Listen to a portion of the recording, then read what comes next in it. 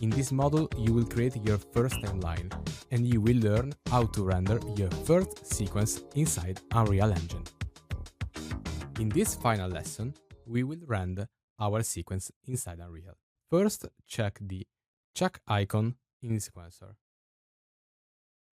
This is the movie render queue. If you don't see this panel, I recommend you to check if you add the movie render queue plugin inside your project and press on the 3-dot icon and choose movie render queue. What we are seeing now is the queue of our render.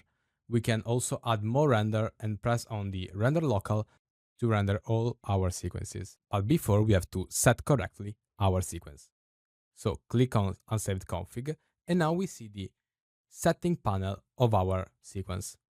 There is no perfect formula to render our sequences, but exists a good combination of settings that allow us to create a great result without spending so much time in the render phase.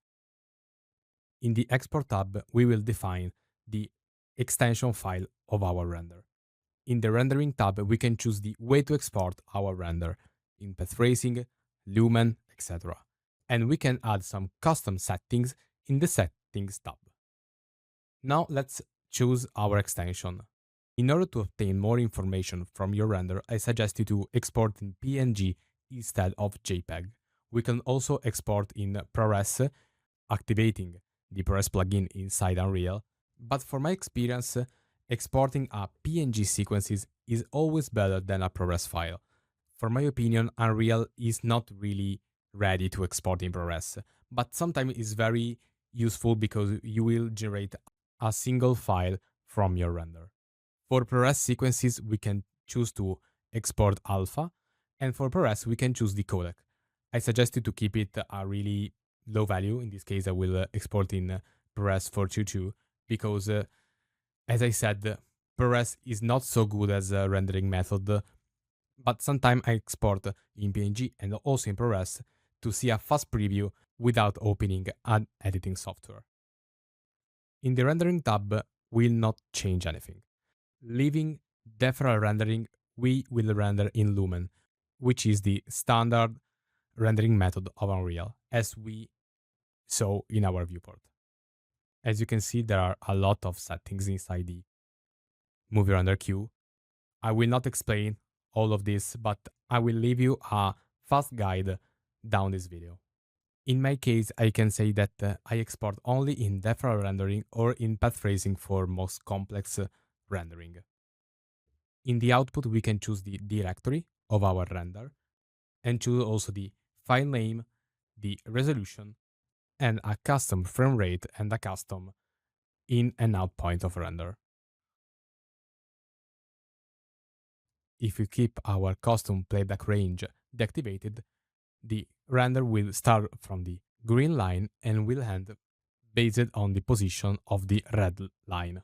Now let's add the most important settings for our render, the anti-aliasing.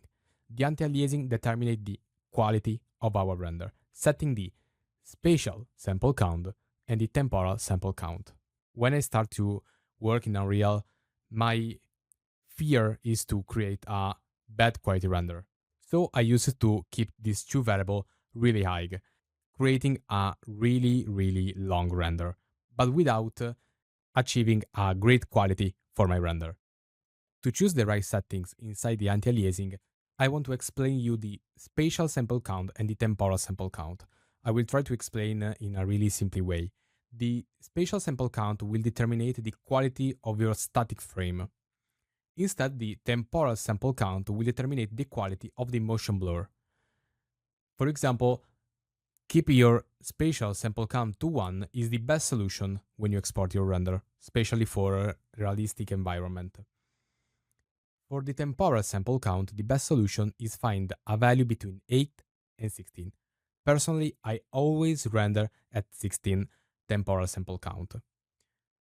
But what happens if we increase our temporal sample count and leave our spatial sample count at 1? As you can see, an alert will appear inside our anti-aliasing tab. But don't worry, you just need to activate the override anti-aliasing. Now let's talk about the render warmup count and the engine warmup count.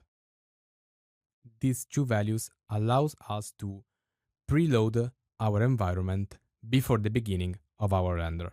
That this is very useful when you have some particle effect like the fog or the steam, because sometimes they need some time to load their animation, as we saw during the environment creation for this team. Normally for my render, I set 32 for each of the two values. Maybe in your future project, we'll need to adjust this value. It's really depending on the environment that you are creating. For example, for virtual production settings, I keep this value very high, around 500 more or less. But don't worry, you will know how to set your project also for virtual production in the next lessons. Now let's add the game override. The game override is a one-click solution to set the maximum quality for our render, and also will deactivate all the game mode settings that we don't need for our cinematic renders. And it's very handy because you don't have to manage these settings, you can keep it as default. Now in the output settings, I will give a custom name to my render. In this case, I will call plasma underscore tutorial, and I will add another underscore to separate the name from the frame counter.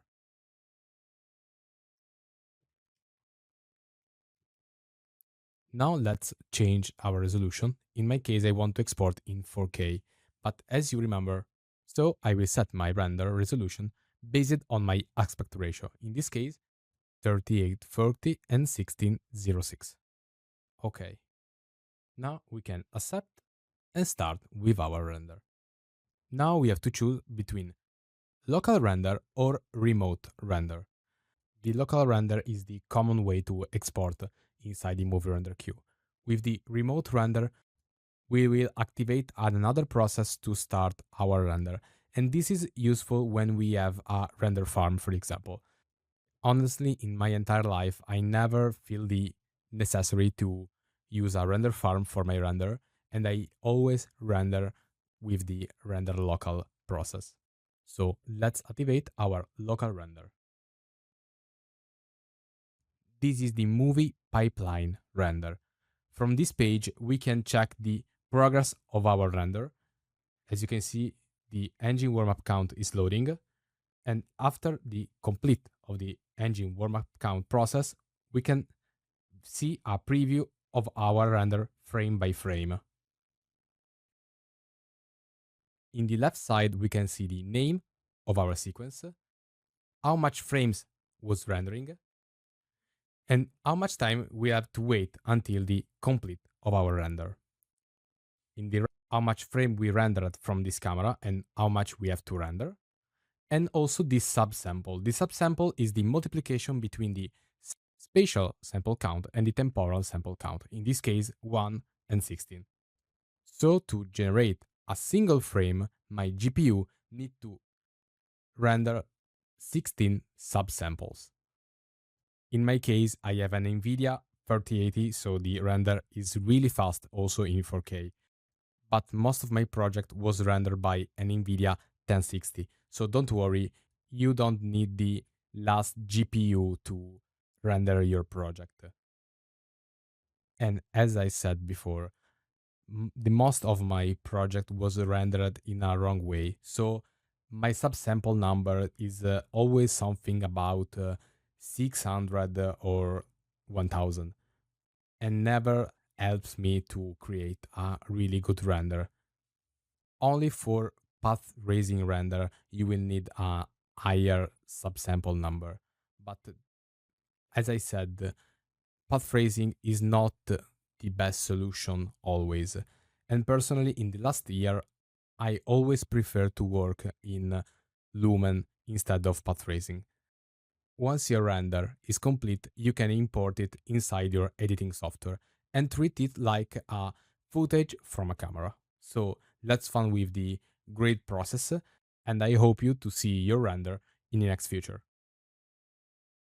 Welcome back inside Unreal Engine for filmmakers. In this bonus lesson, I will show you how to use your smartphone in order to create a realistic camera movement inside of Unreal. In this way, we can achieve a handheld camera movement look. Let's start with adding some plugin inside of our project. So let's go on the plugin tab and let's add virtual camera, take recorder plugin, Apple ARKit, and finally remote session. As usual, you have to restart your project in order to activate these plugins, but before, I recommend you to go inside the project settings of your project. Now let's find the UDP messaging tab. In this page, you have to specify inside your project the ipconfig of your computer and your smartphone. On the unicast endpoint, you have to type your ipconfig of your computer plus 2.0.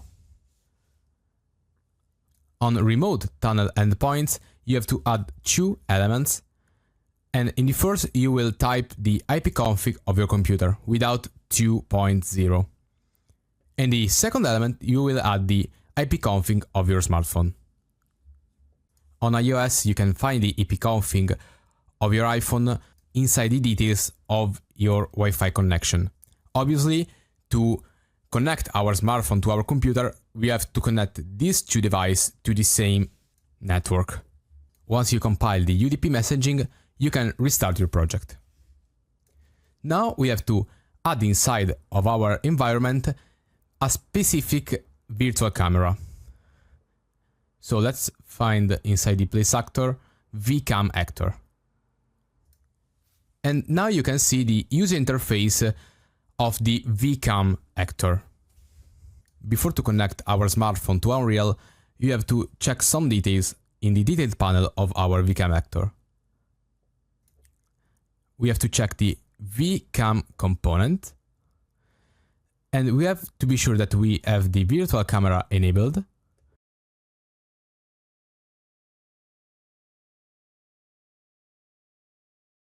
And be sure that inside your output provider, the is active option is enabled. Now you can download the Unreal VCam application inside your smartphone and start to connect your smartphone with Unreal. This is the home page of Unreal VCam actor. Clicking on new connection, you can connect your computer with your smartphone. You have to type the IP address of your computer and set the correct port. In my case, my smartphone saved the last connection that I made, so for me it's a little bit easier. And as you can see now, we can control our VCam actor using our smartphone. Now I will show you some options of your VCamera actor. By clicking on the camera icon on the left, you can adjust the primary settings of your camera, which simply are the same of the detail panel. As you can see, we can change the focal length of our camera. We can modify the focal distance. I suggest you to leave the focal distance to manual and change your focus distance inside the sequencer. Pressing on the camera icon, we can change the sensor size of our virtual camera. We can also check the ISO. I suggest you to set a good starting point for the ISO and after manage the exposure compensation on the left side of your application.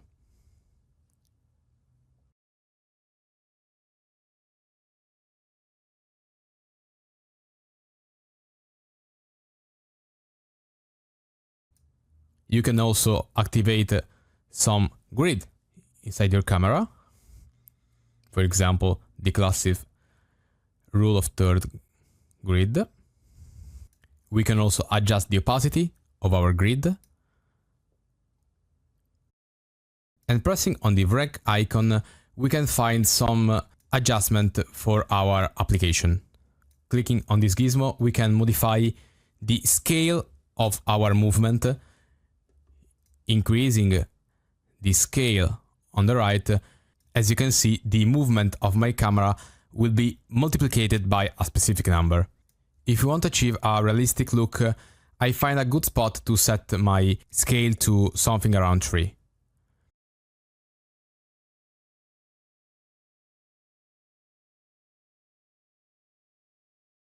Managing the left wheel, we can change the power of our virtual joystick. We can activate our joystick just moving the finger on our display on the left side in order to change the X and Y position, and we can change the Z position moving the finger on the left side of the display. As you can see, it's a really more easy use the joystick to move our camera inside the viewport. Now I will find a good spot to position in my camera. Now let's think about if we want to move inside our room without changing our camera position. To do that, we can simply click on this pause button. And as you can see now, our camera is completely locked. Now we can move ourselves inside our room and repress on the pause icon. Now we can finally create our camera movement. You just need to press on the rec button on the top right of our smartphone. As you can see, clicking on the rec button, I open also the sequencer and the take recorder inside of Unreal. Now press again on the rec button, and as you can see now, we are creating our sequencer in real time. As you can see, my movements are the same in the camera and my viewport.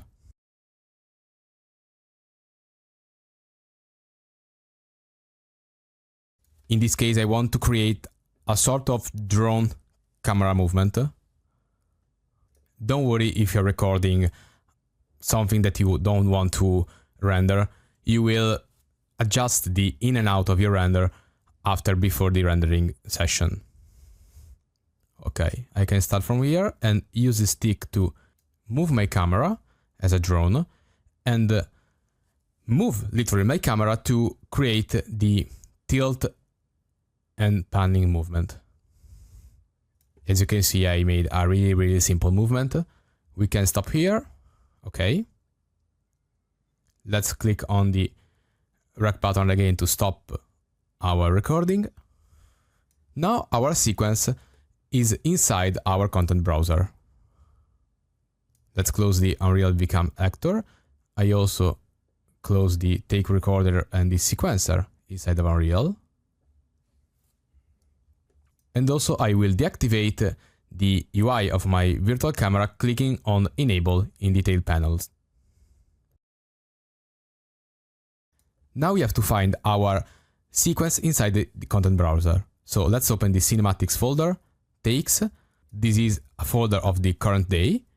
And let's open the cinematic sequence that we want to render. In this case, I will choose the last level sequence that I created. In this case, I have already set the in and out of my sequence. And now I have to find the virtual camera that I created inside of the outliner. So let's find for VCam actor record and let's import it inside of our sequence. Also, be sure that you unlock your timeline clicking on the lock icon in the top corner of your sequencer. And as you can see, this is the camera movement that we created before using the smartphone. Now we can adjust our camera component. We can manage the manual focus distance, the length of our camera, the aperture, the exposure, and etc. In this case, I want to change the manual focus distance. So let's find a good spot to create our first keyframe.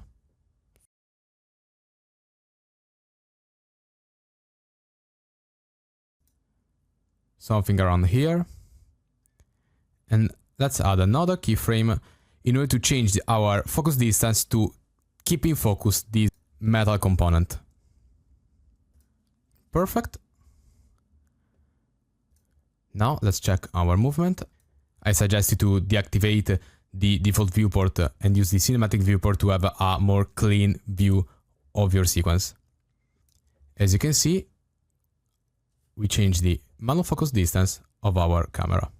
Now let's set our camera cut in order to export our VCam actor record. And now we can add our sequence inside the movie render queue, adjust the settings of our render and export it. You can also use the smartphone as a camera also in the virtual production pipeline with Unreal. And now you have the basics of Unreal, and you can start with the next lesson of Unreal Engine for filmmakers. In the next lessons, you will know how to integrate your real footage with Incredibles 3D environment inside of Unreal. Now you finally know all the basics of Unreal, and you also create your first CG sequence. In the next lessons, you will know how to integrate your footage with Unreal Engine and create results like this.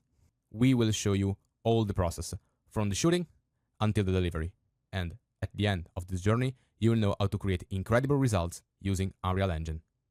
Welcome back inside Unreal Engine for filmmakers. In the next lessons, we will combine our footage with CG environment inside of Unreal. You will know all about the shooting, lighting, post-production, color grading, and delivery. In this masterclass, I will not be alone. Filippo will show you all the lessons about the shooting and the color grading process. We will also show you case studies about different lighting setup in order to give you all the information that you can need for your virtual production projects. So let's start with the next lesson about filming for Unreal Engine. Hey there, guys and gals. Here, Filippo Cinotti, VP, colorist, and one of the co-founders of Plasma, and I'll be one of your hosts in Unreal Engine for filmmakers. So really happy to have you here. Really happy that you are in this masterclass, and I hope you are loving it so far. So during my videos, we're going to talk about obviously cinematography. We're going to talk about finalizing your image. We're going to talk about techniques to make your image stand out and make your illumination proper for any kind of assets you have in mind, for any kind of situation you have in mind, and being actually able to understand how to properly illuminate the green screen, how to properly illuminate your subject, and understand the why, behind like putting lights around.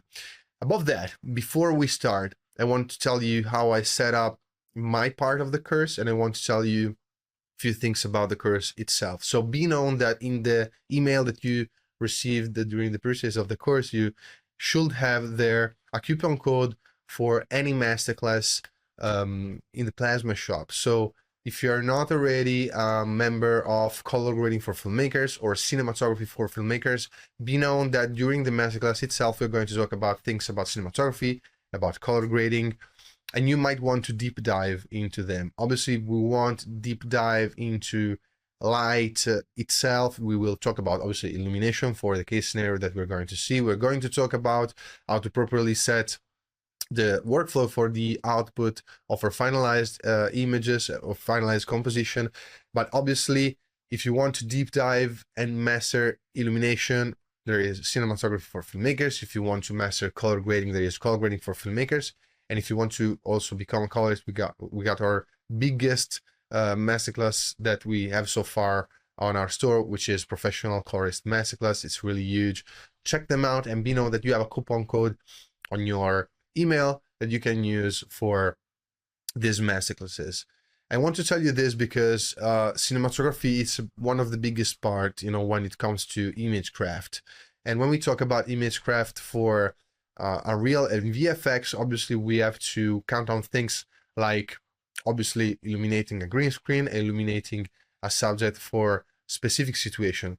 We're going to break down that cinematography. We're going to see that, but obviously you're not going to learn how to properly read light or everything that it's like mastering light. This is a thing for cinematography for filmmakers, but still you will have everything you need to have inside this course for the purposes obviously correlated to Unreal Engine or VFX. That said, in this specific video, I want to talk about some general stuff about filming for Unreal Engine and for VFX in general. So without any further, let's jump into it and let's see, our are myths, you know, of the web and things that are around, and also things that you need to know before you film and before we start the masterclass. And I also wrote there things that are myth of the web, because, you know, if you've been around for years, you know that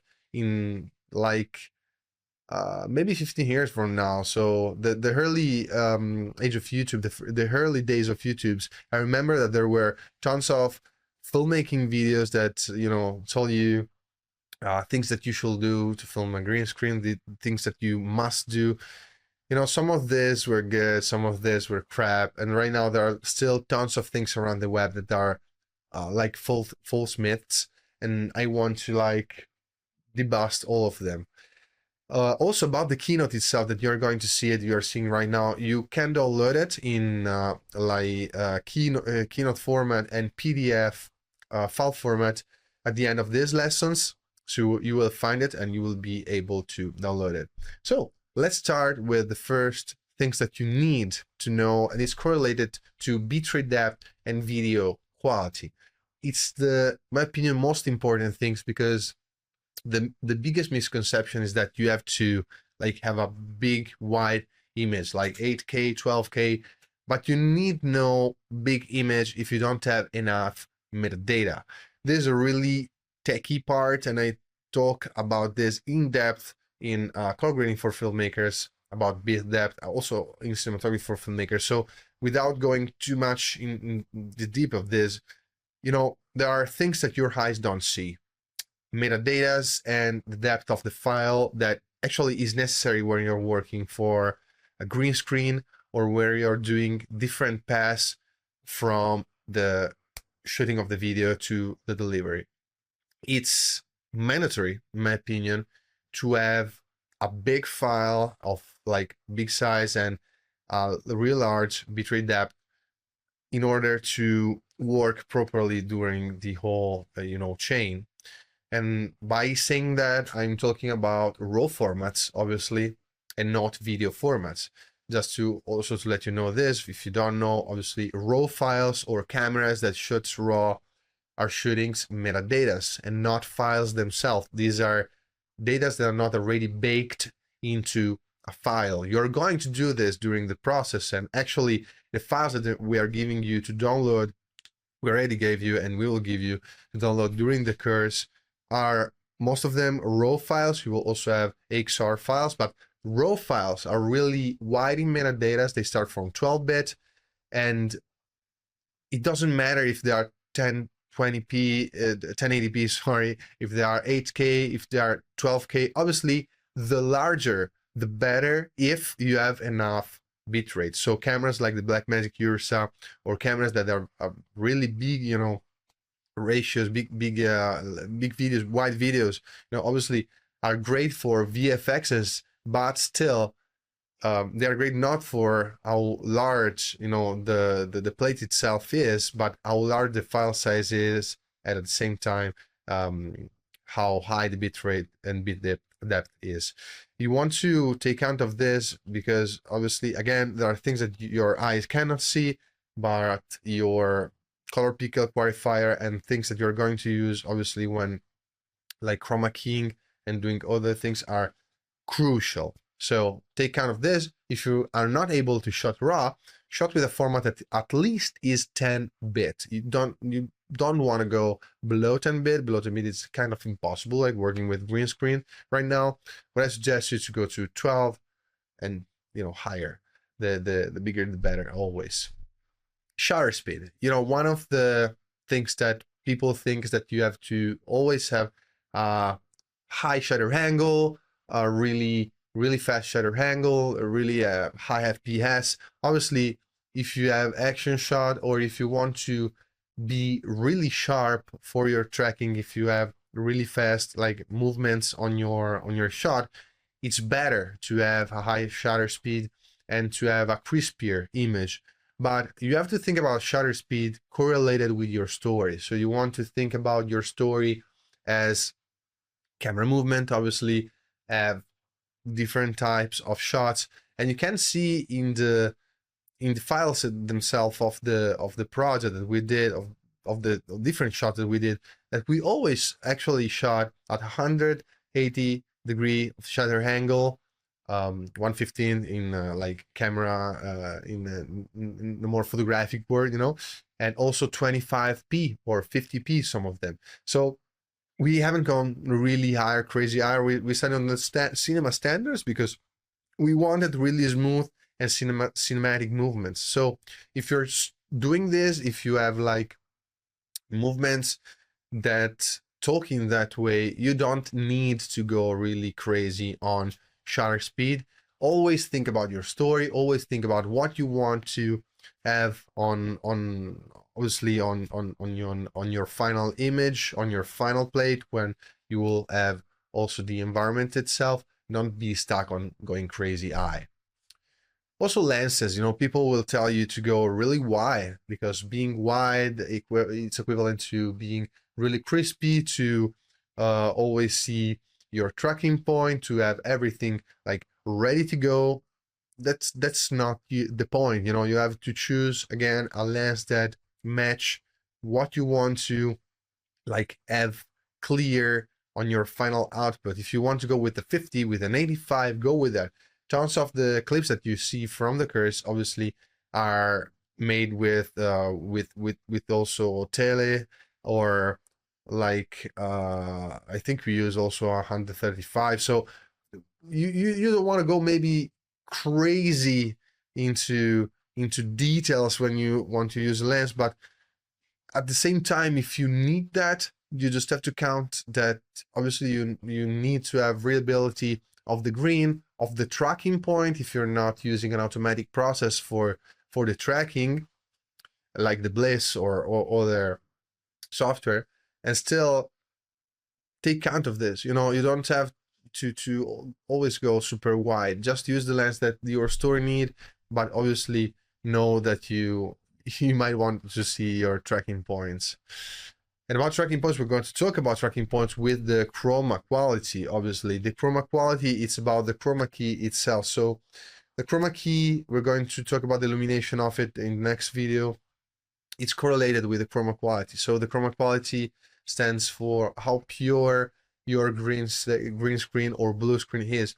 What does it mean, how pure? So green screens are made to target a specific hue, a specific value of green or blue, that it's really, really, really far from obviously general skin tones or average types of cloth or colors that a human being or reality normally have, in order to let you do that chroma keying in post in an easier way. So you want to take count of this, but at the same time, you want to know also, and we talk about this on the last video of this first session of cinematography breakdown, that where I just illuminate myself in a really crappy way, the worst case scenario, and I used a green that wasn't like properly a green screen, was just a green, but still knowing that I wasn't dressed in green, I wasn't targeting that specific green, I wanted to do this to let you know that with the techniques that we show in the Cursed, you will still be able to bring it home. But still, I don't want you to use, obviously, crappy green screens. You have to use professional green screens that you can find around, actually. But still, don't focus too much on that. If you have to apply patch around and you don't have your character or your subject, in dressed in green or in blue, by the way, you can also patch around colors that are similar. At the same time, talking about tracking points, I want to talk about the fact that you normally want to use tracking points of the same color of your green screen. There are gaff tapes that actually want to link down there, but you can find like gaff tapes on Amazon of different colors that actually are not, again, green, might be orange, magenta, or even blue, and you can use them as tracking point by knowing that they are also targeting a color that is really far from the skin tones and from the average colors that you normally found in real life. So you can also use a different color for your green screen will be always be better to match the green with another green tape, slightly different, but still on that range of use. But still, don't be, too geeky or too focused on the fact that you always have to use green, specifically for tracking points. And again, talking also tracking points, you want to create three-dimensionality. So about this, let's just imagine this is my scene. You want to obviously add tracking points on your scenario. You want to place them in the background, in the foreground. You want to represent this three-dimensionality. And about that, that's also a thing that I'm going to show you on this last video about this like garbage composite, the worst one. You also want to maybe take C-stance or stance and apply like crosses in there, maybe 1 meter from your character, like right there, because you want to recreate the three-dimensionality during your movement, because your camera is going to pick up those points and interpret the three-dimensional surface. So it's mandatory to think that also, not just in the background, in the foreground, or on the limbo itself if you're filming on a limbo, but you can also add tracking points on C-stance or just on whatever you might have on your background, foreground, to help your camera taking those tracking points in a better way and interpret the three-dimensionality in a better way. And last but not least, obviously, talking about illumination. The thing I want to focus on these videos is talking about illumination in like one part of the video, really attacking the fact that you have to think about illumination for the green screen, and on the other part of the videos, talking about the subject itself. When you think about working for VFXs and for, having a green screen, you have to think about illumination for the green screen and illumination for the subject. These are two separate things that might work together. They need to work together, actually, but you don't want to think like an overall thing. You have to think about them as two separated things. You illuminate the green screen, you illuminate the subject. Two separate things that works together to blend your subject into this fake reality. Let's talk about this. And you want to create that perfect blend, but mentally you want to like take this to in a separated way. And we're going to talk deeply about this on the next video, which is going to be the preparation of the green screen. One of the most important ones, environment, illumination, and tracking point. So going further from this video and talking about the ambient environment itself and talking about everything that we need to know to set in order to illuminate professionally our green screen, and then be ready to think and illuminate for and to our output and our subject. So I'll see you on the next video.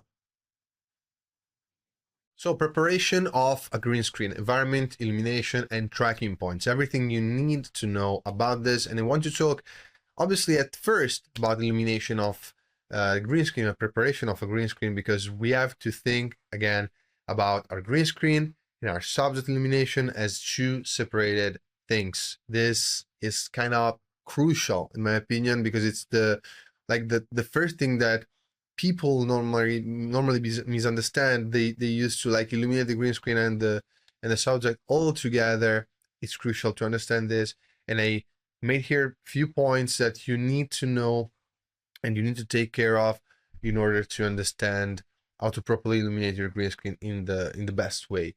At first, and I want to start with this, it's the problem of like 90% of filmmakers here and 90% of people that are watching us that doesn't have a really large studio, obviously, is the fact that the bigger the better, Having a big green screen is great for multiple reasons.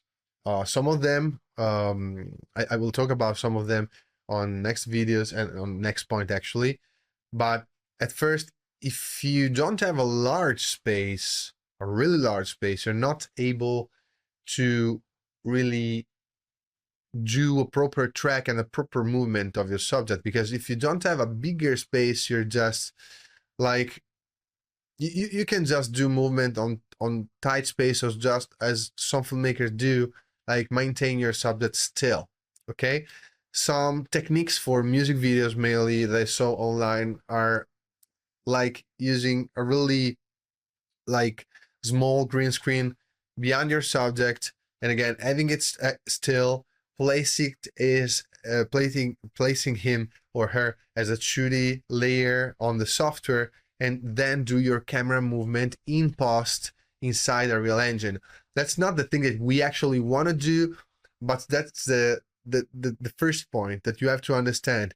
If you have a big space and you can track properly your movement, and we're going to talk about how, it will always be better because you'll always be able to like do whatever you want with your subject, and you will have it tracked, and you'll have your three-dimensional space like already applied as you move the camera, as you tracked your movement.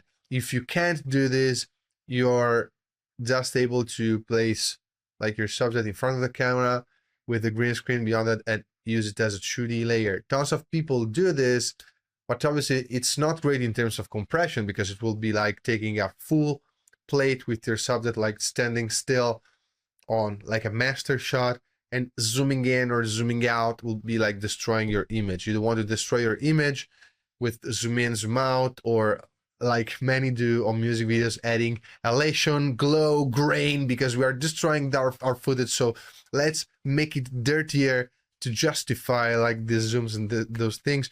You want to properly track, and you want to properly have your image well used in its own plate, in its own record. So please do this. And if you don't have a really large space, arrange it as you can.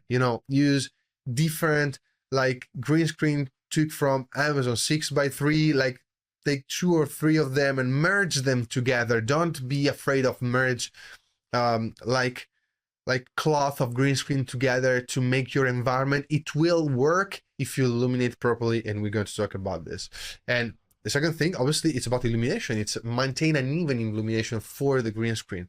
So we are again talking about green screen. So we're about to talk to illumination that works just to let you chroma key out your green screen. And the first thing that you want to know is that you want to maintain an even illumination. So if you're part of, I don't want to spam this, but again, if you want to know how to properly like do this in depth and know all the things about like the meter, know that in Cinematography for Filmmakers we talk a lot about this, but know that on our private groups on Telegram or on Discord, you also have our ebook that it's free for you, and it's called obviously Light Emitters Handbook.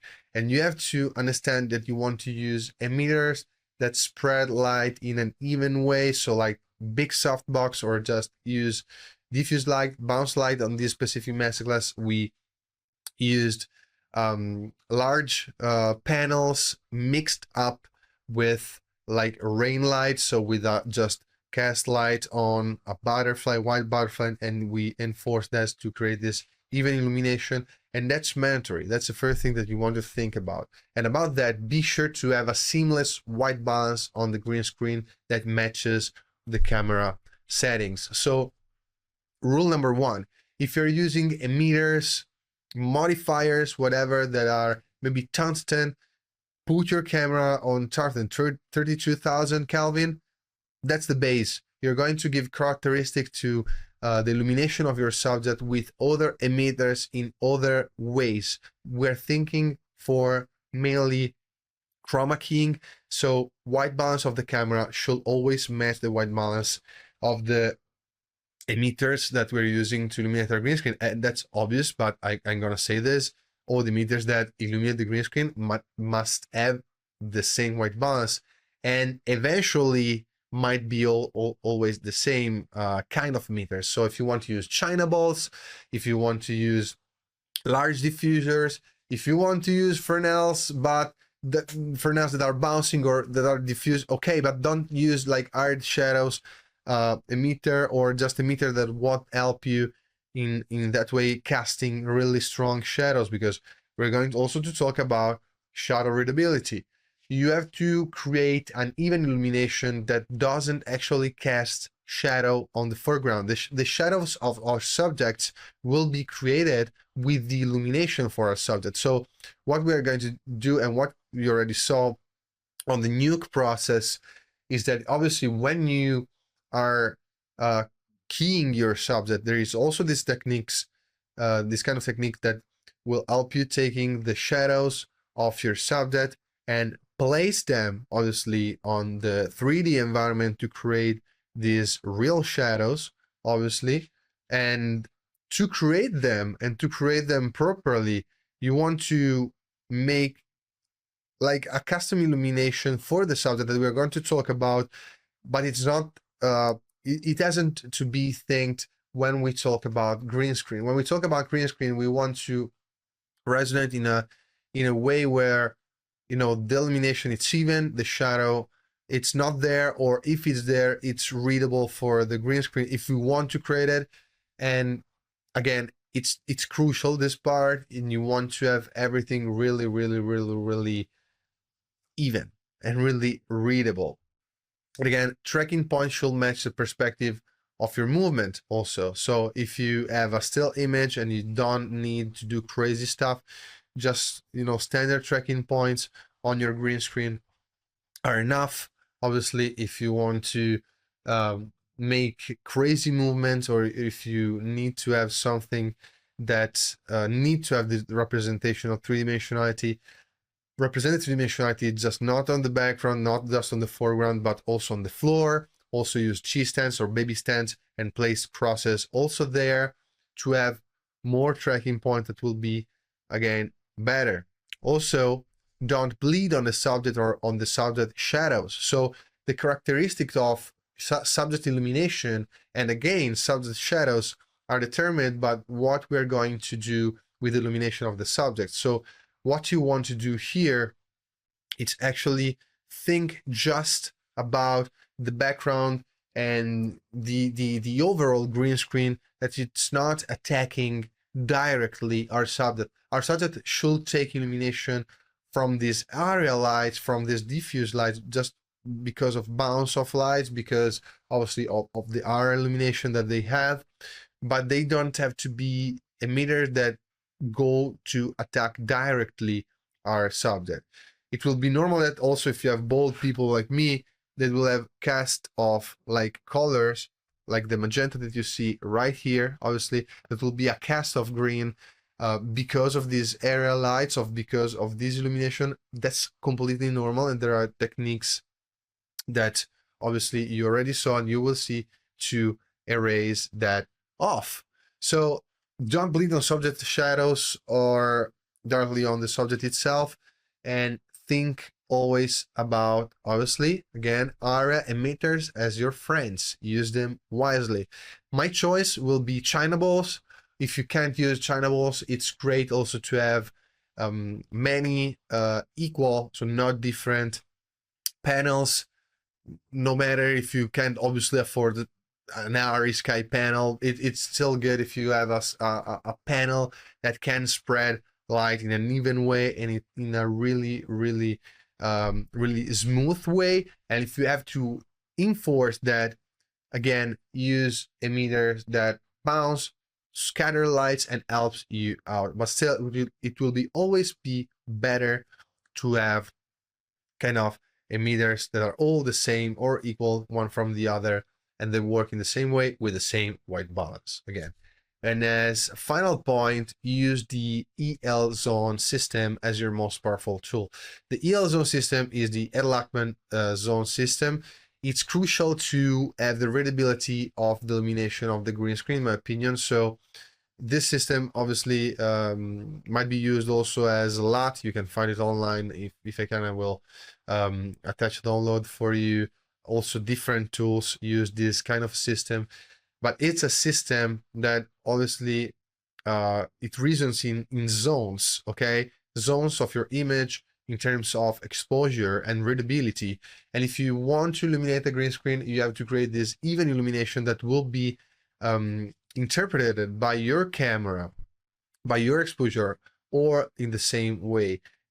you want to like think about having the variability of your skin tones on the gray zone, on the mid zone, obviously, and you want to obviously have your green screen on ideally different zone that tends normally like 1 or 1.5 stops below your skin tones normally, but it depends on the type of the scene that you might have. You might need to add some kind of effects or illumination that needs to have your green screen like 3 stops above your subject. It depends, but still you want to have it seamless on the same level at all, illuminated properly in an even way. Again, if you want to deep dive into cinematography, we have our cinematography for filmmaker course, or a light emitters handbook for the emitters themselves,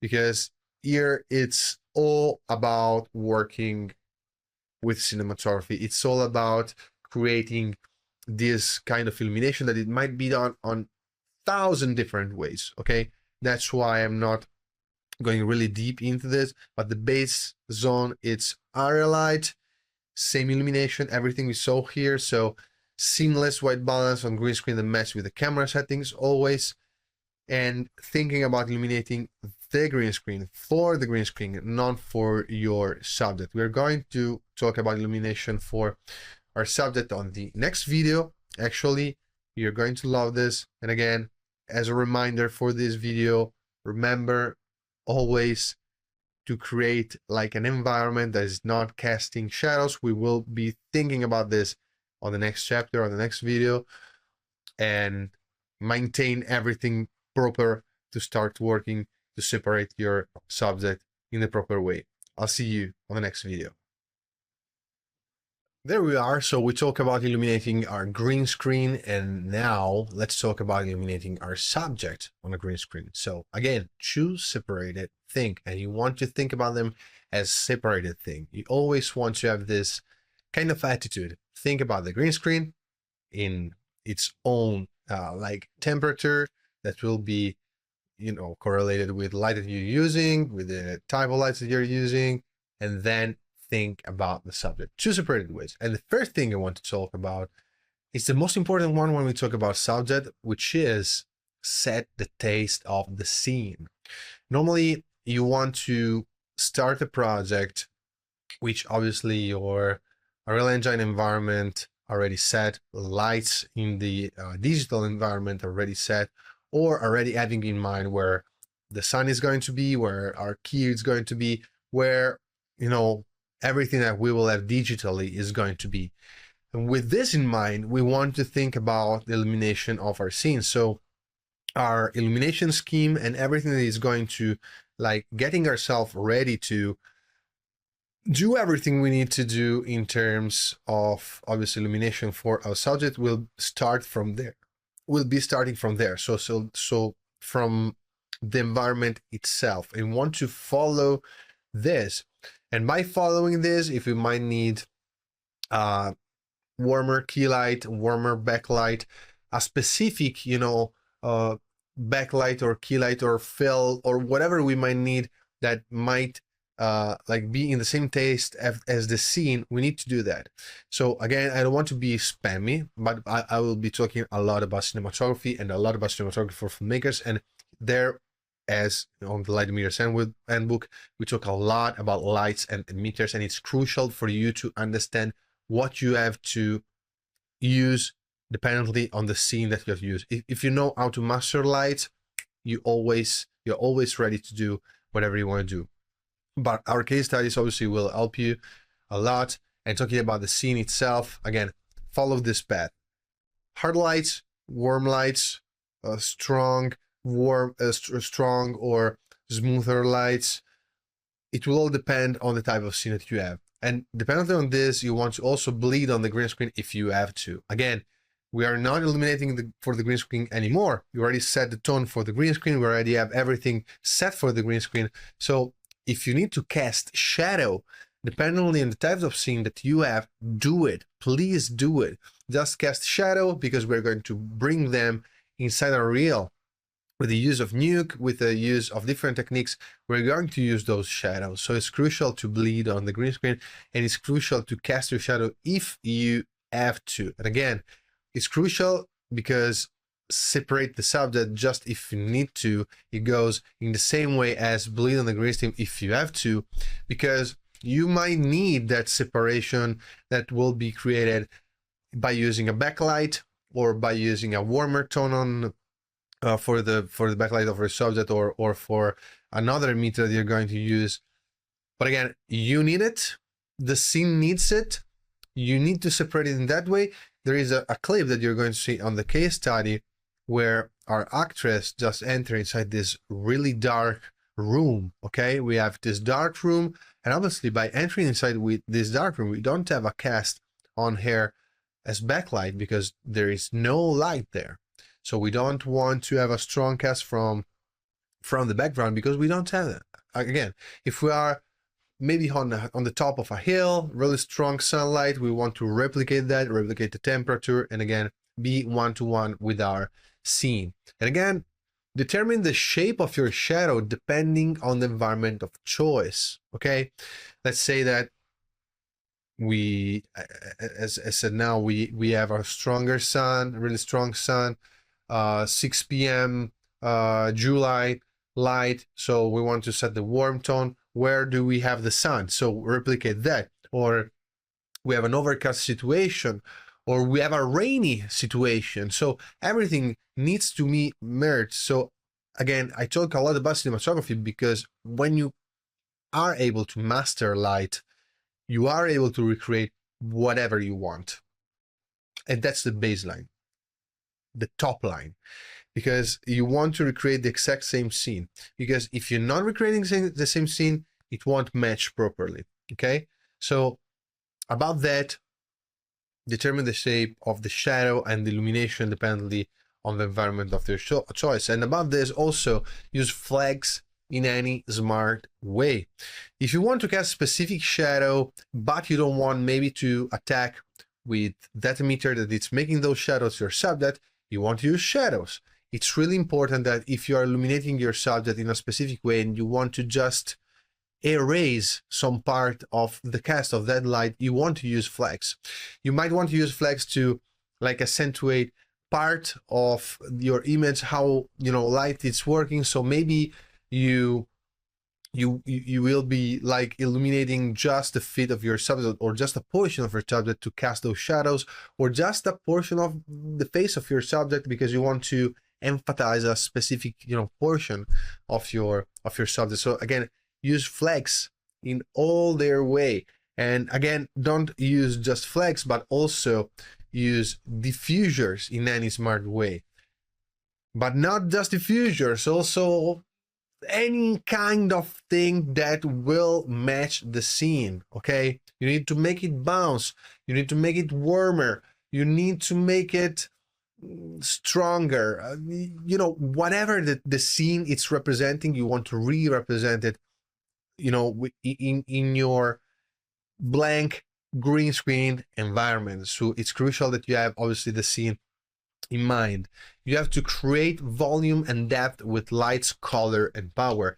Again, you have your environment set, you have your white balance set with the green screen well lit. Okay, right now you have to create volume for your subject. So maybe you have to represent that sun, warmer key light. Maybe you have a colder back or a colder fill, everything that it's matching the environment. And we're going to see that a lot on the cinematography background, and you will see that in maybe 1 or 2 cases I maintain everything in with the same Kelvin, because you might want to represent, I don't know, an overcast shadow, or a situation where you don't have a really high or great mismatch of colors and light. Okay, it's crucial, to create this volume and to represent this volume. Okay, you don't want to illuminate your scene in a flat way, but again, don't get me wrong,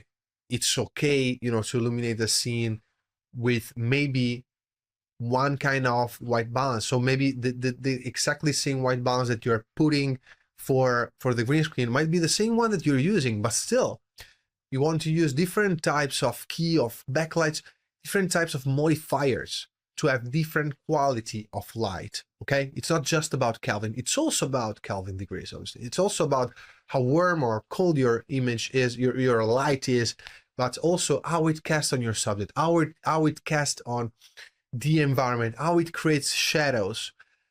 What type of shadows do we have? That's crucial. Keep that in mind, because with this, we are going to create a really, really great scene. And to close this up, don't limit yourself. Think it as it is in real life. Okay? So, real life, we have those kind of cast, we have those kind of temperatures. Do it. Do it, and you will have a great match. We're going to see our breakdowns. Breakdowns will be, great as case studies for you, because you will see how we applied, how I think about cinematography, and it will be great for you because you will be able to replicate it, choose your environment, and actually we choose environments that are free right now on the Unreal Engine folders library. Okay, just to help you out also with that. But again, take them as a starting point and make them your own. And if you want to explode your mind, explode your possibilities, again, cinematography for filmmakers help you crafting everything you need about light itself, and help you crafting everything you need to know, be like master of light. Next video, really important, we're going to wrap this up with choose your camera, the big choice, the choice of the camera. So choose your camera wisely, shutter speed, performance, color spaces, and more. And then we will jump right in the cinematography breakdowns. Really great. We're going to have lots of fun on this. We'll see you on the next video.